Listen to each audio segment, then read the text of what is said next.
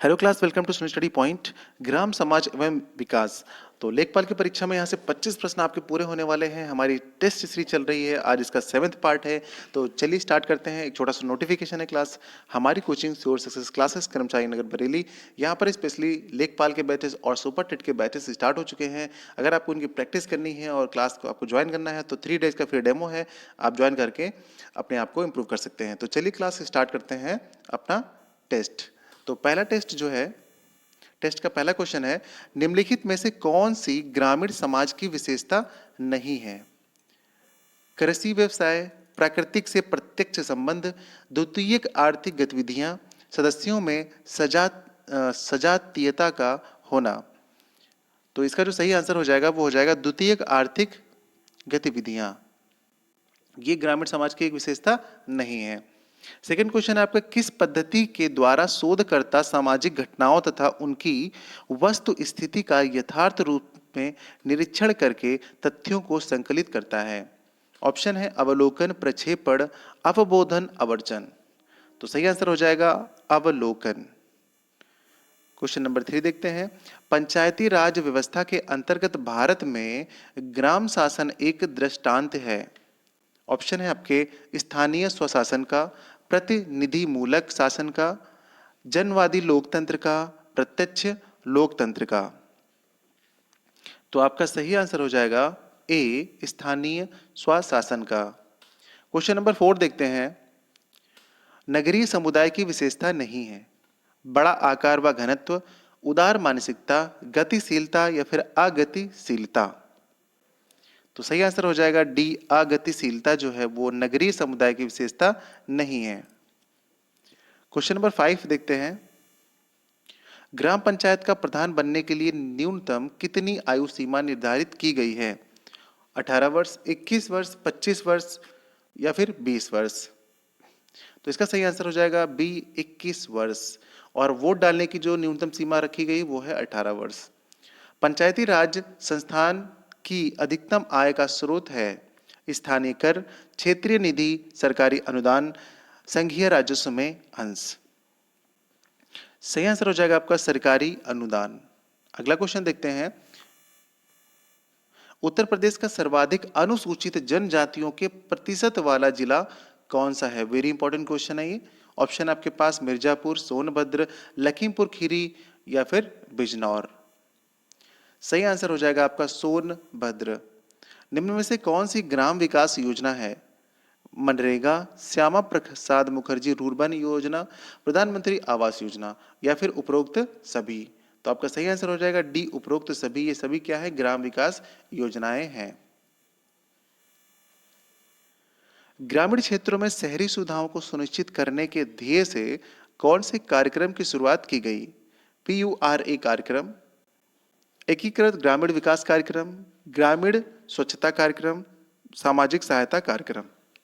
तो ये शुरू किया गया था आपका PURA कार्यक्रम। तो इंपॉर्टेंट क्वेश्चन है ये, आप इसे ध्यान रखिएगा। ये प्रश्न पूछा गया था लेखपाल 2015 के एग्जाम में। क्वेश्चन नंबर 10, 2010 की जनगणना के अनुसार कितने ऐसे गांव हैं जहां की जनसंख्या 1000 से कम है? 2.5 लाख, 3 लाख, 3 लाख, 3.38 लाख एंड 4.5 लाख। तो ये हो जाएंगे आपके ऑप्शन। इसमें से जो सही आंसर है वो हो जाएगा 3.38 जो लाख है। ये ऐसे कितने गांव हैं जहां की जनसंख्या 1000 से कम है।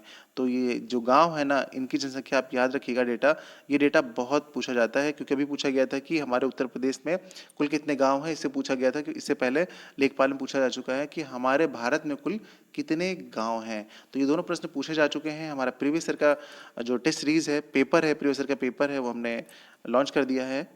तो हमारी प्लेलिस्ट में जाके आप देख लीजिएगा, बहुत इंपॉर्टेंट क्वेश्चन है वो। और जो ये टेस्ट सीरीज है लगभग उन्हीं के आसपास क्वेश्चन से मिलती जुलती है। प्रधानमंत्री मातृ वंदना योजना के तहत गर्भवती या स्तनपान कराने वाली माताओं को कितनी आर्थिक सहायता प्रदान की जाती है? तो 2500, 3500, 4000 या फिर 6000। तो ये जो राशि है वो प्रदान की जाती है 6000 रुपए। और इस योजना का नाम है प्रधानमंत्री मातृ वंदना योजना। ठीक है, इसको आप ध्यान रखिएगा। अगला क्वेश्चन देखते हैं। क्वेश्चन नंबर 12 है, उत्तर प्रदेश में चकबंदी योजना का शुभ प्रारंभ मुजफ्फरनगर जिले में किस वर्ष हुआ था? तो इस टाइप के क्वेश्चन अक्सर पूछ लिए जाते हैं। एक दो क्वेश्चन आपको ऐसे मिलेंगे जो बिल्कुल डेटा के बेस पे होंगे कि आखिर इसकी शुरुआत कब हुई थी या इसकी स्थापना कब हुई थी। तो आपके ऑप्शन है 1994, 1960, 1964, 1972। तो सही आंसर आपका हो जाएगा इसमें 1954, यानी कि पहला आंसर हो जाएगा। देखते हैं अगला क्वेश्चन, क्वेश्चन नंबर 13। जब किसान अपनी इच्छा से चकबंदी करने को तैयार होता है तो इसे क्या कहा जाता है? अनिवार्य चकबंदी, ऐच्छिक चकबंदी, पूर्ण अनिवार्यता चकबंदी या फिर आंशिक चकबंदी? तो इसका सही आंसर हो जाएगा ऐच्छिक चकबंदी। जब अपनी इच्छा से करता है तो ऐच्छिक चकबंदी। क्वेश्चन नंबर 14 देखते हैं, सी रंगराजन की रिपोर्ट 2014 के अनुसार ग्रामीण क्षेत्रों में कितने रुपए प्रति दिन खर्च करने वाले या उस राशि के व्यय पर जीवन यापन करने वाले करने वाले को गरीब माना जाएगा?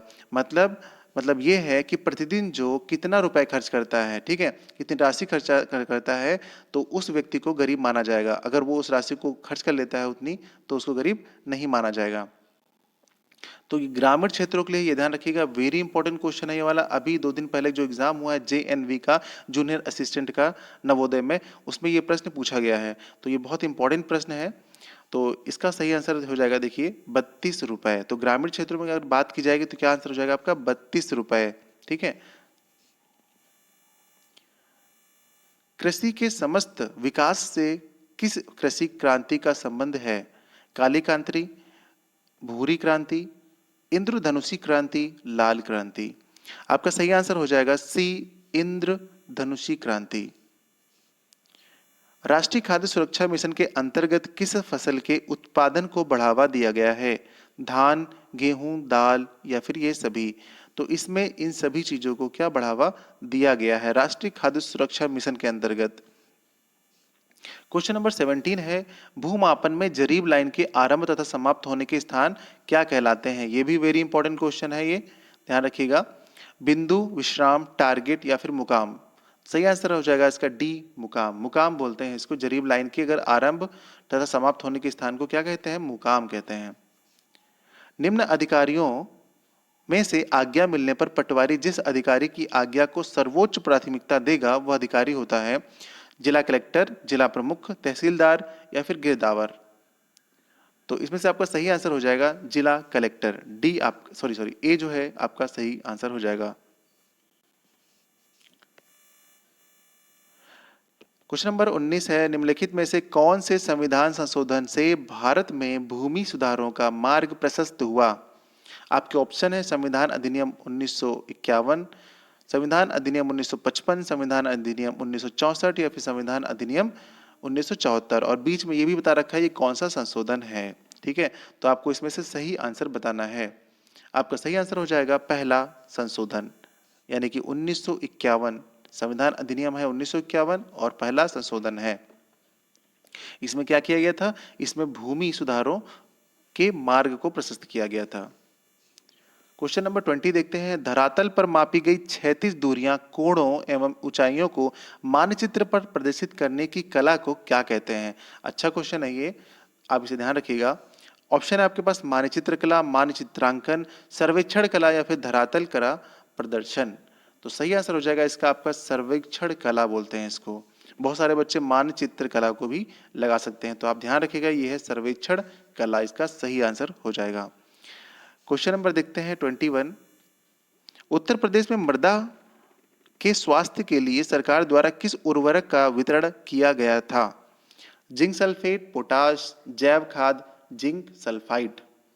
तो इसका सही आंसर हो जाएगा आपका जिंक सल्फेट। किसको? जिंक सल्फेट को। क्वेश्चन नंबर देखते हैं 22। उत्तर प्रदेश में खाद्य पार्क की स्थापना कहां की गई है? ऑप्शन है मेरठ, गाजियाबाद, नोएडा, लखनऊ। तो इसकी स्थापना की गई है नोएडा में। देखते हैं क्वेश्चन नंबर 23। उत्तर प्रदेश के किस नगर को सुहागन नगरी के नाम से जाना जाता है? सुहागन नगरी के नाम से? इलाहाबाद, लखनऊ, फिरोजाबाद या फिर कन्नौज? तो सही आंसर हो जाएगा आपका फिरोजाबाद। सी, फिरोजाबाद सही हो जाएगा। सुहागन नगरी के नाम से इसी को जाना जाता है। क्वेश्चन नंबर 24 देखते हैं। मुख्यमंत्री शिक्षुता प्रोत्साहन योजना 2020 के तहत प्रशिक्षण के दौरान प्रशिक्षु को कितनी राशि प्रति माह देने का प्रावधान है? 1,500, 2,500, 3,000 या फिर 4,000? तो सही आंसर जो आपका हो जाएगा वो हो जाएगा 2,500। आज का लास्ट क्वेश्चन है, चंद्रशेखर आजाद कृषि एवं प्रौद्योगिकी विश्वविद्यालय कहाँ स्थित है? ऑप्शन है आगरा, कानपुर, मेरठ, इलाहाबाद। तो आपका सही आंसर हो जाएगा, गेस कीजिए जी। तो सही आंसर हो जाएगा आपका बी, कानपुर। तो कानपुर सही आंसर हो जाएगा। हमारे 25 क्वेश्चन सही होते हैं। आप हमें कमेंट करके बताइएगा कि आपके कितने क्वेश्चन सही हुए हैं इसमें से। तो उम्मीद करते हैं ये वीडियो आपको पसंद आया होगा। अगर पसंद आया तो हमारे वीडियो को करिए लाइक, चैनल को कीजिए सब्सक्राइब। मिलते हैं नेक्स्ट क्लास में। आप सभी का हमसे जुड़ने के लिए बहुत बहुत थैंक यू।